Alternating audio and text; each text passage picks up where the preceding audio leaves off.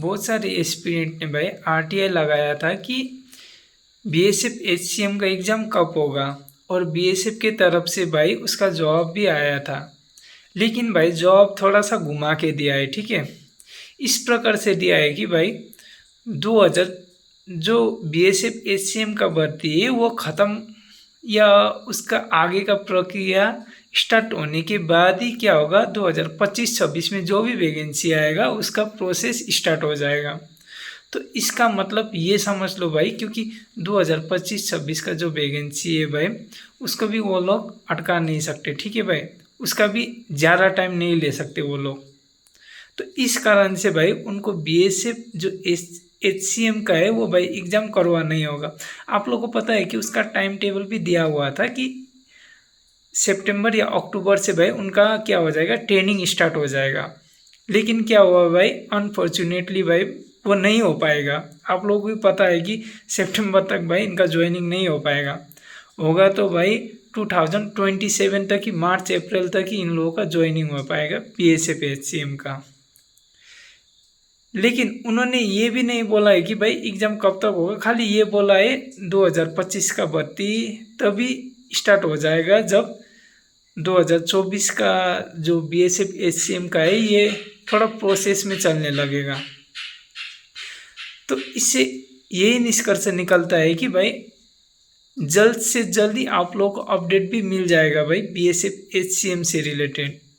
और उन्होंने बोला भी है कि आप लोग वेबसाइट चेक करते रहो भाई, आप लोगों को ऑफिशियली जो नोटिस है भाई जल्द से जल्द ही आप लोगों को देखने को मिल जाएगा भाई।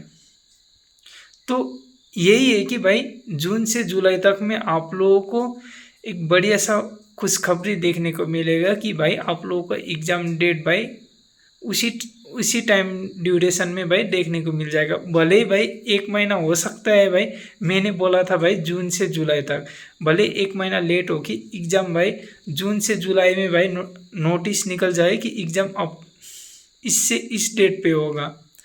लेकिन भाई हो सकता है अगस्त में आप लोगों का एग्ज़ाम हो जाए। लेकिन भाई ये 3 मंथ जो है ये गोल्डन है, ठीक है, जून जुलाई अगस्त। भले आप लोग का जून में अगर नोटिफिकेशन या कोई ऑफिशियल नोटिस ना आए फिर भी भाई जुलाई तक आ ही जाएगा, और निकलने के भाई 20 दिन बाद ही आप लोग का एग्ज़ाम भी हो जाएगा। इसलिए भाई अभी से अच्छे से प्रिपरेशन करते रहो। जो भाई ने भाई एग्ज़ाम नहीं होगा बोल के पढ़ाई छोड़ दिया है भाई, प्लीज़ भाई पढ़ाई कंटिन्यू रखो, क्योंकि भाई एग्ज़ाम डेट जल्द से जल्द आप लोगों को पता चलने वाला है, ठीक है। तो इसलिए बोल रहा हूँ भाई पढ़ाई कंटिन्यू रखो, टाइपिंग करते रहो भाई, क्योंकि सभी लोग भाई एचसीएम के लिए भाई एकदम होता है ना भाई अच्छे से तैयारी करके बैठे भाई। तो आप लोगों को भी उसी प्रकार से तैयारी करके बैठना है। कट ऑफ ज़्यादा नहीं जाएगा भाई, आप लोग जैसा सोच रहे हो भाई 2021 वाले वैकेंसी जैसे आया था उसमें जैसे कट ऑफ आया था भाई, इस बार उतना नहीं जाएगा, ठीक है। कट ऑफ आप लोगों को बस आप लोगों ने 80 क्रॉस कर लिया तो भाई फाइनल ज्वाइनिंग कंफर्म है भाई, अगर आप लोग जनरल से भी हो तो।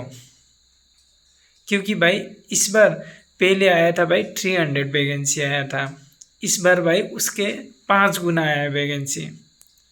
तो भाई अगर आप लोग जनरल से भी हो तो 80+ अगर आप लोग का नंबर बन रहा है तो आप लोग निश्चिंत हो जाओ।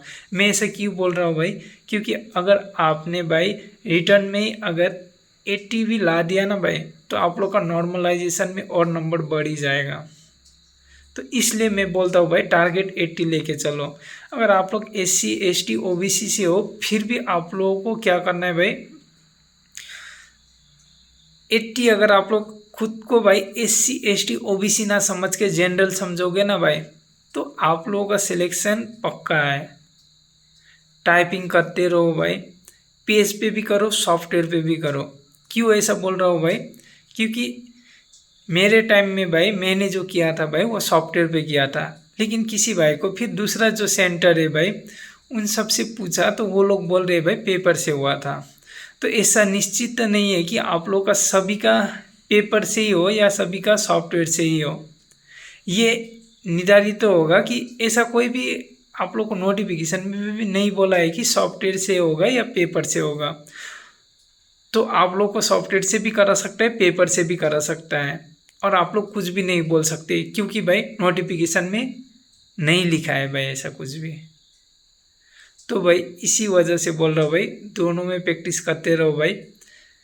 एक्यूरेसी पे थोड़ा ध्यान दो भाई। टाइपिंग स्पीड 35 भी आएगा तो चलेगा भाई, लेकिन एक्यूरेसी आप लोग का 95 होना ही चाहिए। तो इस हिसाब से भाई खुद को तैयार करो अभी से। मत सोचना भाई वो पढ़ाई कर रहा है वो नहीं कर रहा है भाई। और ग्रुप में भी भाई मैं मानता हूँ भाई, ठीक है, लेकिन ग्रुप में बार बार यही क्वेश्चन पूछना कि एग्ज़ाम कब होगा। इससे अच्छा तो ये है कि भाई उस टाइम में आप लोग 10 से 12 मैथ्स कर सकते हो, या गूगल में कुछ एक्स्ट्रा सर्च कर सकते हो डीपली कंप्यूटर ये सब का।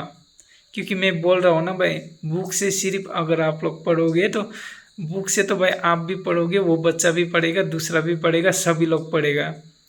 एक दो बुक ही है वो सारे जगह घूमता है भाई। तो आप लोग का एक्स्ट्रा ऑर्डिनरी क्या होगा भाई, वही है भाई।